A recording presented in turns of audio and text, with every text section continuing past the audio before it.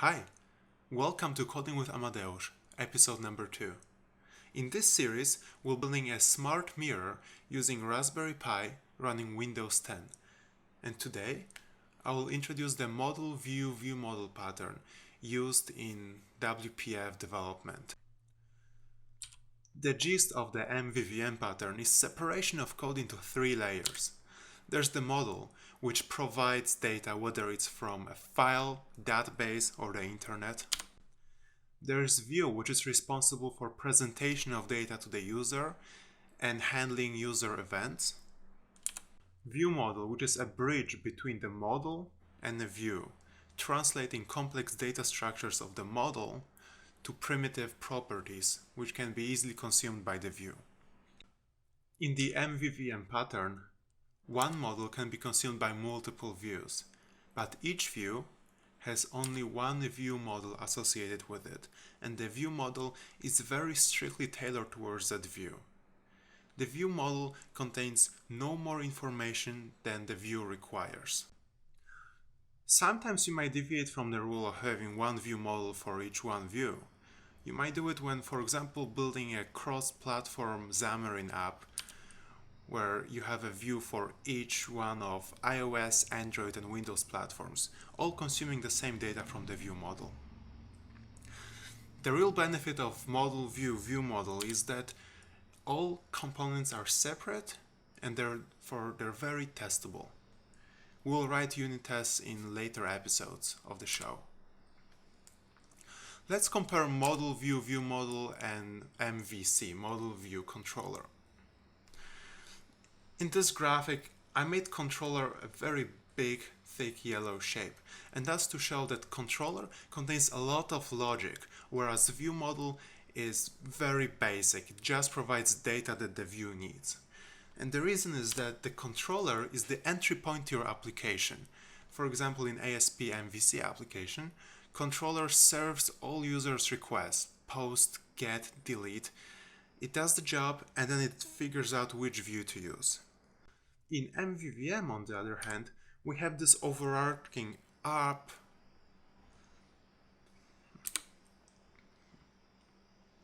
In model view ViewModel, we have this overarching app which instantiates the model, the view, together with its view models. And that app does a lot of logic. There's a one-to-one mapping between views and view models, whereas each controller may use any views it needs to convey the information to the user. Today, we're going to build the first piece of the smart mirror, the clock component. We'll create a model which supplies current time, a view model which translates this time into a string consumed by the view. We will modify the app, which sets everything up, and finally we'll create a controller which will be responsible for telling each of the models to update. The models will all share common code included in model base. Let's start. First, let's create a branch in GitHub. In the top left corner, hit the Create New Branch button and provide the name. We're building a clock, so let's call it a clock. Before we jump into Visual Studio, I want to share with you a blog post I recently saw. Here, Tim Thomas postulates using feature folders. Traditionally, in MVC or MVVM, you create folders such as models, view models, views. And in practice, each one of those folders will contain many classes which are not really related to each other. The view models folder will contain all kinds of view models, but their respective views will be in a different folder. So Tim postulates that we create a feature folder, for example, a clock folder, in which we'll have a clock model, clock view model, and a clock view. So let's jump to Visual Studio and do it. To create folders, I right-click on the project and hit Add, New Folder. Let's call it Clock. Now I will add the class. We'll call it clock model. Now I will use the Shift-Alt-C shortcut to create the clock view model, and we'll create the view. And the view will be a blank page in the XAML folder. We'll call it clock view.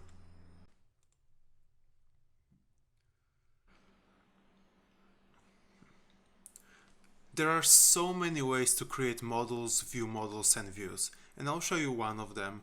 I recommend that you do your own research, read Stack Overflow, read various blogs. One thing to keep in mind is the dependency order. Model has no idea who's using it. The model is just providing data to whoever accesses it. Similarly, ViewModel knows nothing about the view. ViewModel just provides data to whichever view is consuming it. So a ViewModel will have a reference to the model, it will consume it, and the view will have a reference to ViewModel, usually in form of DataContext, which we'll implement shortly. We'll start by creating an instance of the ViewModel. Let's go to app.xaml, which is the main XAML file for the application. Here we'll create a resource dictionary, Application.Resources, and we'll put an instance of the ViewModel right here. But before we do it, we would like to take advantage of the GUI.clock namespace, since our ViewModel lives right there. We'll call it clock. Now, by typing clock, we have access to types in that namespace. So we'll create an instance of the clock ViewModel and give it a key so that we can retrieve it later. We'll call it clock ViewModel. And now we will hook up this ViewModel to the view. In order to facilitate data binding, we'll assign the ViewModel to the DataContext property of this page. DataContext will be a static resource called clock ViewModel.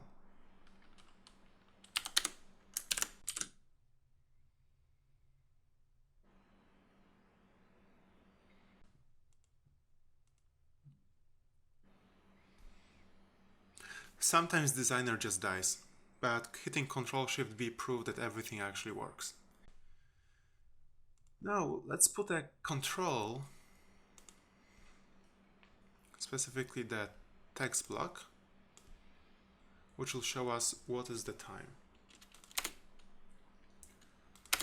I want the alignment to be center.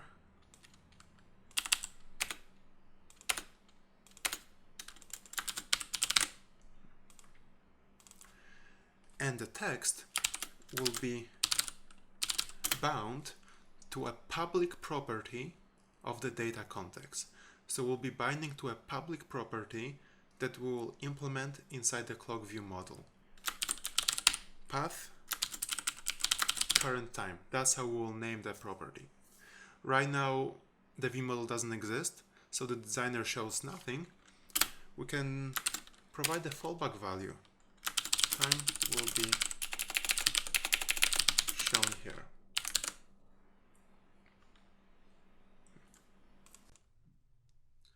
Let's implement the ViewModel. The ViewModel will consume the public property current time.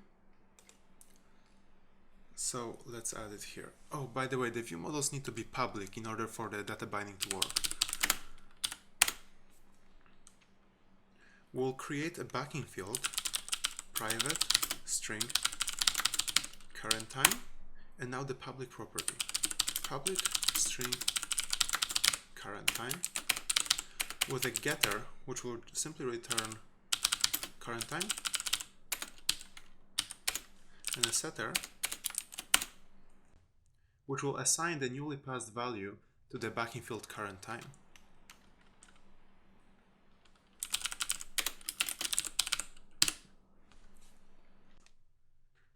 Now we will implement a crucial element of the MVVM, the iNotify property changed. Let's hit Control period and allow Visual Studio to suggest us a namespace. And let's hit Control period again to implement the interface. The iNotify property changed interface supplies us with the event property changed. Now our clock view will listen to the property.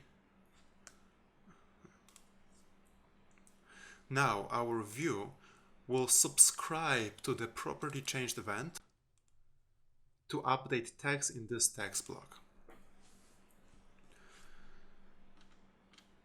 Now to fire this event, I will bring over a piece of code I have in a clipboard. Is method notify property changed.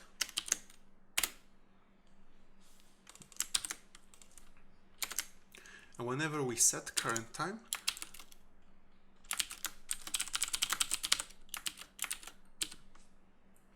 I would like to tell the view that current time has changed.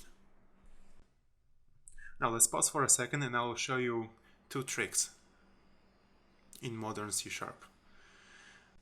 Here we see a stringly typed implementation. It will work, but it's really prone to bugs. For example, let's suppose we're refactoring current time to simply time. The property has changed, but we will tell the view that current time has changed, and therefore the view will never know about updates to time. So instead of doing that, let's use the new operator in C#6, the nameof operator, and we'll provide the name of this property, name of time. Name of time produces a string time. If we refactor this time, notice that the name of time will also change. Let's revert back to current time. Now we can see that this parameter is safe from refactorings. And another improvement, right here we see caller member name attribute. What it does, the compiler takes the name of property that invoked this method. So in this case, it will take the name current time and stick it here as parameter proper name. So actually, we can remove this altogether. And this is the basic view model. Let's recap. A view model needs to be public, and it needs to have public properties, which will be consumed by the view. A view model also needs to implement the iNotify property changed interface, which exposes the event property changed. And we would like to invoke this event whenever current time changes. And speaking of changing current time, we actually want to do it only if current time is different than a new value that we're providing. Alright, here's our view. Let's hit Ctrl+Shift+B and see if it works. The next step is to hook up the model to the view model. Since we're creating the view model right here into the dictionary, we have no control over the constructor. And that's actually good, because by convention we don't want to put too much code in the constructor. Just whatever we need to do to initialize a class. Let's create an initialize method, which will take a clock model as a parameter and store its reference for future use. We'll create a backing field for the model, private clock model this dot model equals model. Here's a tricky bit. It's a pretty dirty code. What it does. Alright, I admit, this is a dirty code. This dot model equals model. How would we know which model is which? What are we assigning to what? Again, just click on a variable to have Visual Studio highlighted. So we're taking the model from the parameter and assigning it to model in this class, hence this keyword is pretty helpful here. Let's build a model now. The model will contain a date time, current time, which will be exposed as a public property.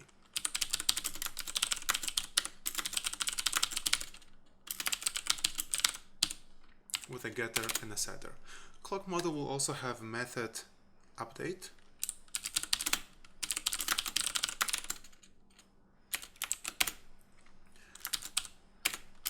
which will update current time.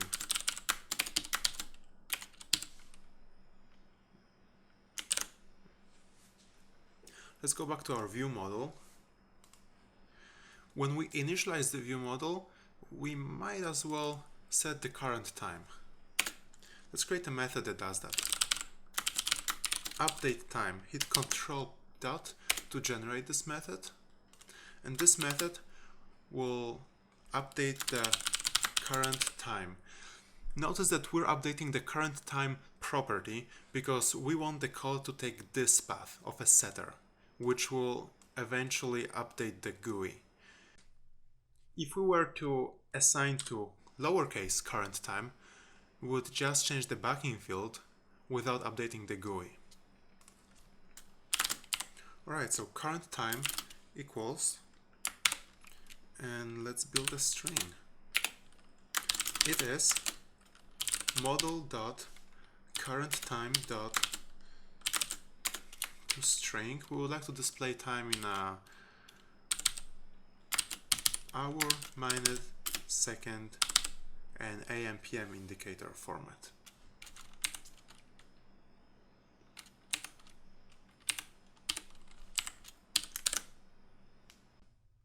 Now, the last pieces are to call update to create a model, call update, and call initialize.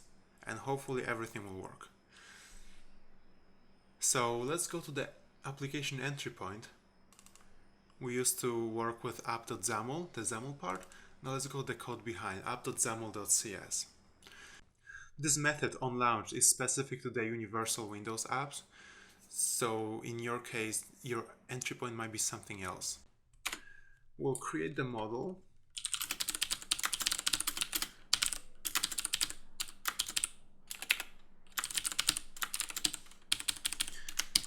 We'll import the right using. After creating the clock model, we want to update it. And now we want to initialize the ViewModel by providing it the clock model. Now, how do we get access to the instance defined in a dictionary? It is a resource. So let's type resources. It's a dictionary, so we can access it by name. The name here is clock ViewModel. As clock ViewModel. We need to cast it because this dictionary stores things as probably objects.